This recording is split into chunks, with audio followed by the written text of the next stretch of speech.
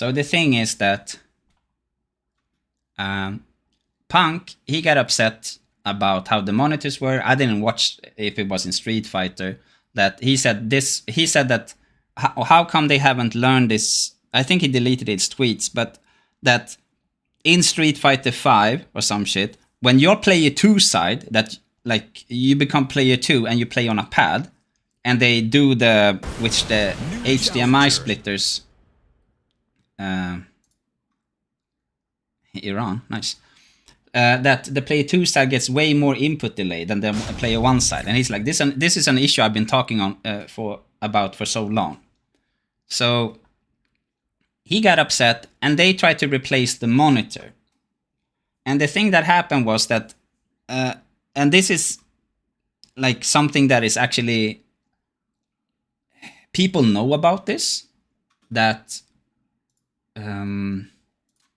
Asian tournaments usually don't have the same standard as Western tournaments.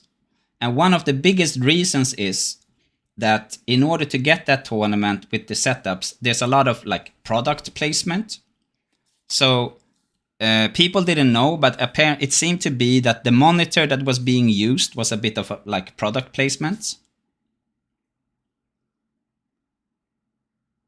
And a lot of people said like, oh, I didn't know that it was a Sony monitor because it had another name. And because EVO is sponsored by Sony, right?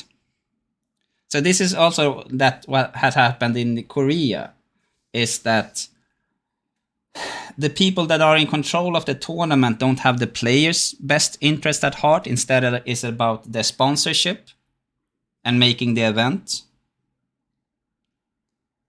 Yeah. So I heard that the tournament and the monitors that they used for EVO Japan had specific monitors.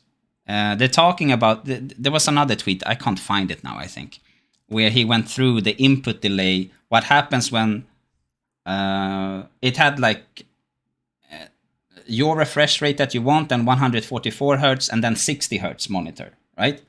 And how much input delay you got just by scaling it down, or that it becomes 60 hertz. So Punk gets upset. He complains about the monitor. It takes them 45 minutes to switch a monitor. That's not on Punk. He says like, this is mad laggy. And he's a tournament player. And most people that travel to tournaments, they put so much money out of their own pockets, right? So for me, this is something that just, this was not an issue before Tekken 7. How much that stream station starts lagging, etc. So I don't know what they're doing. But when you guys, PS4 can't handle 2 screens. It's not about that. You have an HDMI splitter. That's what you have to do. And you need to have an HDMI splitter that amplifies the signal. Yeah, the monitors were Sony monitors that they've been promoting all tournament. Exactly. So this is usually what happens in Asia. That they see it as a, like, oh, we can promote this product. And then tournament players needs to suffer. So tournaments moving forward need to really understand that they should agree to one specific monitor and how to set up streaming stations. Because it's very... And then Punk, because he's so fucking vocal and doesn't choose his words properly, people just want to hate on him because of his bad sportsmanship. So it doesn't matter if he's right. It's about, now you phrase it the wrong way. And then they try to compare him to Arslan Ash. Like, oh, Arslan Ash won. And he also complained. And he also said that the monitor was laggy, but he didn't go on Twitter to ramble about it.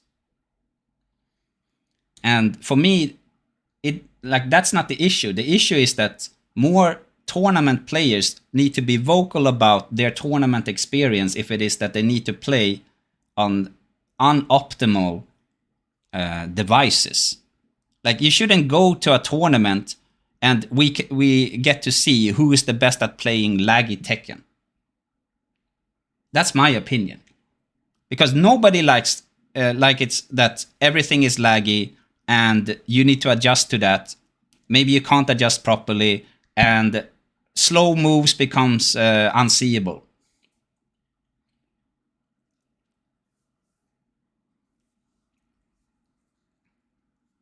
Yeah, but that doesn't matter, a homeless guy. Also, the winner get the same monitors, which didn't look good when Punk complained.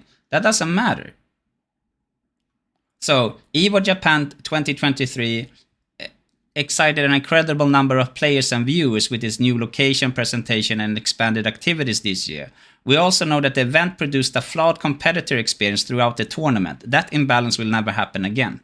We are committed to making great player experience globally. Our US team will work closely with our partners in Japan to align this event series with community expectations. EVO Japan has limited potential as scene, experience, and destination. We will ensure it reaches it for you. So, people started shitting on Punk. Then EVO makes this statement that they actually... This is the first time in history where a tournament organizer actually acknowledged that, yeah, this was not the best experience that we could have given the competitors. So this is like super good. This doesn't mean that they're bad. It's like, oh yeah, that's actually correct. This was not the best thing we could have done. So this I'm really happy about.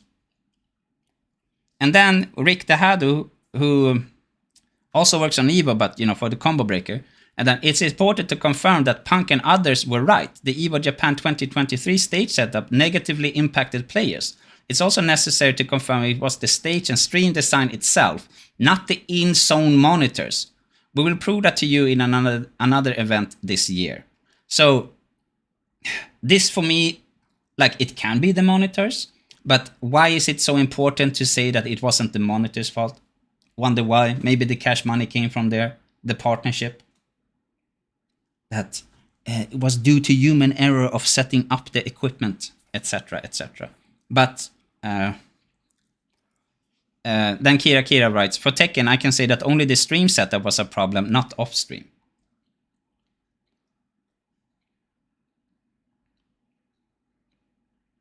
Like, I don't blame the monitors. All I know is that I've been to events where in Tekken 7, and I haven't been to many, where it's like so much input delay, so it just takes out the fun of playing, competing.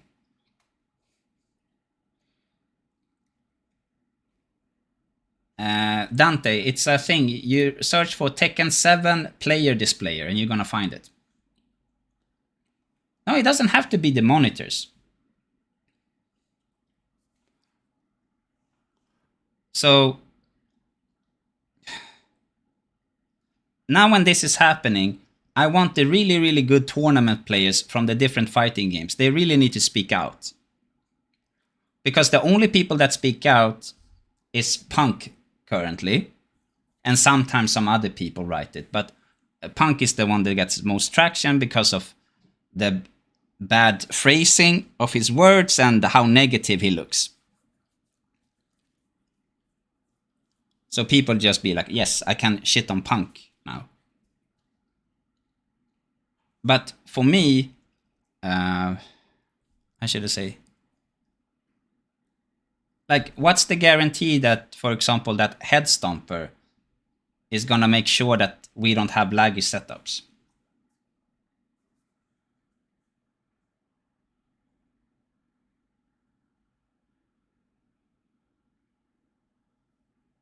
Because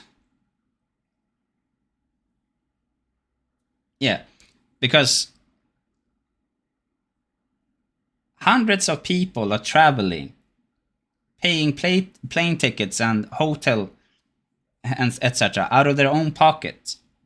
And then we're gonna have a tournament. And then the viewers usually don't know about this, but then we're gonna decide who's the best player of that day. And you're playing a lot of the time on really, really shitty conditions. Yeah. So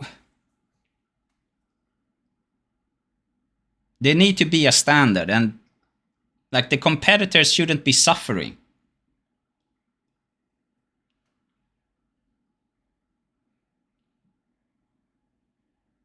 Do you guys remember maybe a month ago when the main man hosted a tournament where he commentated at Place, or the Place, or whatever it's called? Space it's called.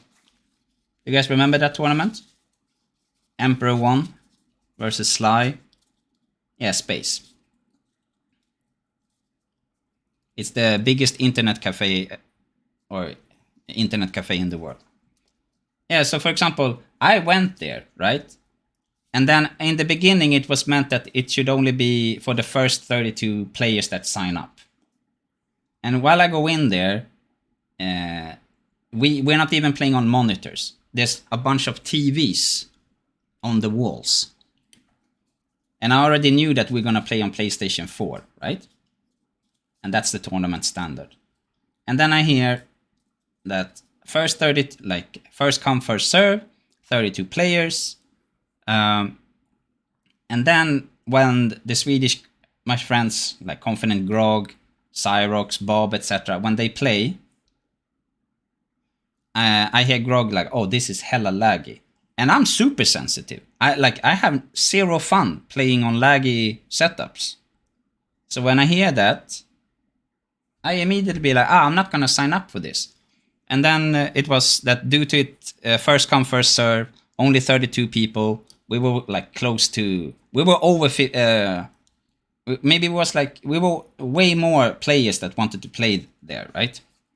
And then Flower, he extended the 32 cap to, so it became a 41-man bracket. And I didn't sign up.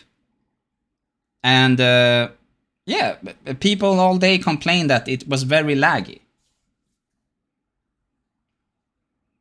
So I just was around there talking shit with people. But so I chose to, I'm not gonna participate because I know that I'm just not even gonna be angry. I'm just gonna become super sad.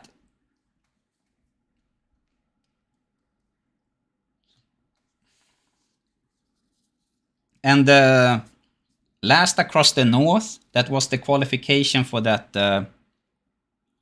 What's it called? That European Cup, right? Where Jopelix and Sonna came first and second place.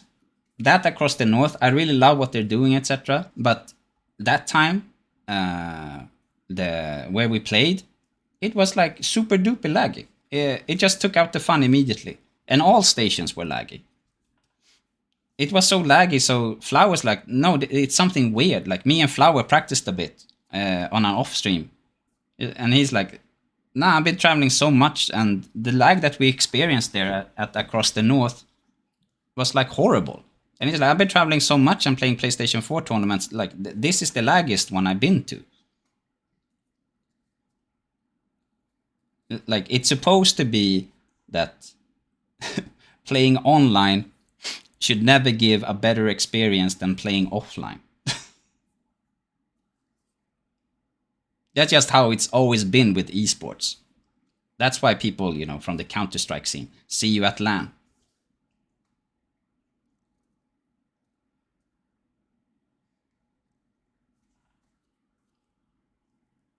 So the top players really need to be.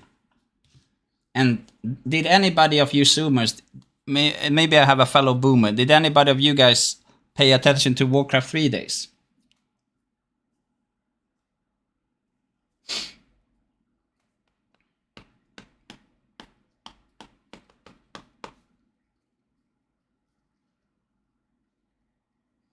So there's a French player who's a commentator now.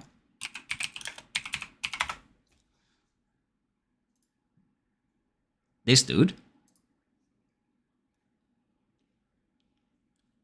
And he was really good at Warcraft 3. And Warcraft 3 didn't really become a big thing in Korea. They tried, but they didn't like it. But it became super big in China. So I remember him. He's a bit like, I didn't know that he has a bunch of tattoos now. I remember he was like punk. Ta hand om dig också, helt friendly. Hej då. So he was a bit like punk. He was vocal when the conditions weren't good. And he was a very poor loser as well. Got really angry. So he went to a tournament, Todd. Let's have a picture of him. So he went to a tournament in China. What? No, maybe it was Korea. No, I think it was in China, if I remember correctly. So we went to a tournament in China, and you need to sit in these pro player booths. Hello, Flair. Do you guys know what I mean when they play? That they sit in their own booth? So, and this was during summertime in China, and he said he had around 40 degrees Celsius inside that booth.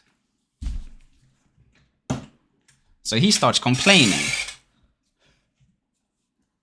So, yeah, it was super hot. And he's like, what are you guys doing? I can't play under those conditions. They're like, what? He's like, it's too hot. You want me to play in here? And then he asked if they had a fan. If they had a fan.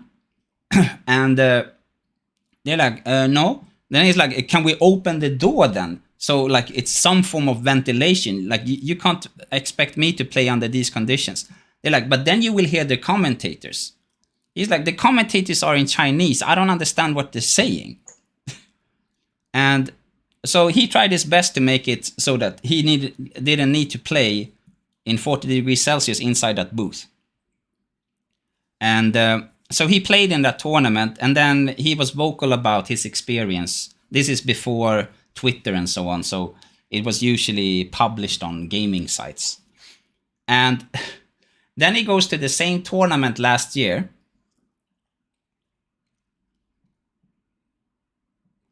Yeah, exactly, Toxic Bugman. Then he goes next year, and oh yeah, the thing is that they're like, oh, but the other player's not complaining about his booth. He's like, but I'm from Europe, you guys are Asians, you have way less sweat glands on your body, which is a biological truth, right? Don't derail stuff. So they're like, but this player doesn't complain. He's like, eh. And then they assured him that they will fix this issue for next year. And then he goes there to next. Oh yeah. If you go to China, Flair, you can't find deodorant. And the thing is that if you need to get deodorant, because one of my friends, she used to live in China, and she couldn't find deodorant anywhere. So she needed to go to these, weird-ass stores at the back of the alley. All right. So he goes there next year, and he qualifies for top 4. And then he goes inside the booth again, and they haven't done jack shit. So he just leaves. He's like, I leave the shit. And people got so mad at him. They're like, oh my god, he sponsored players. He doesn't care about his sponsors. Boo, boo, boo, boo, boo. They just gave him so much shit. And then he said like, no, I had the exact same experience that I had last year. Is it... What? What do you mean? Like, you guys are derailing with weird shit. So, he then... It's a playing booth for Warcraft 3, you dumb idiot. So, he writes like, no, I was there last year. This is how I experienced that, you guys know. They didn't do anything to fix this, which they promised that they would. So, I left.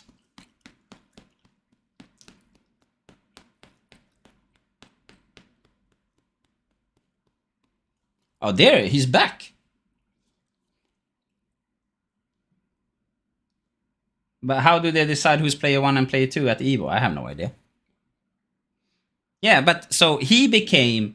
Like, he was the punk of Warcraft 3. That's what I'm trying to tell you. He was the guy who was a salty loser, but also tried to complain as a competitor when the tournament organizers were doing shit really bad. So, in Japan and Asia, like, you're not supposed to talk badly about the organization. So they just accept, and then they talk privately, you know.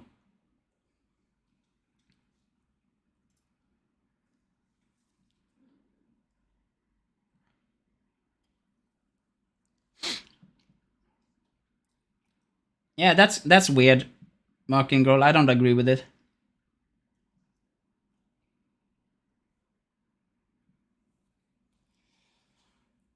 it's not about deserving the win. The thing is that they played under those conditions, but those conditions are not conditions that tournaments should be played on. And if I'm gonna be completely honest, this has made it so that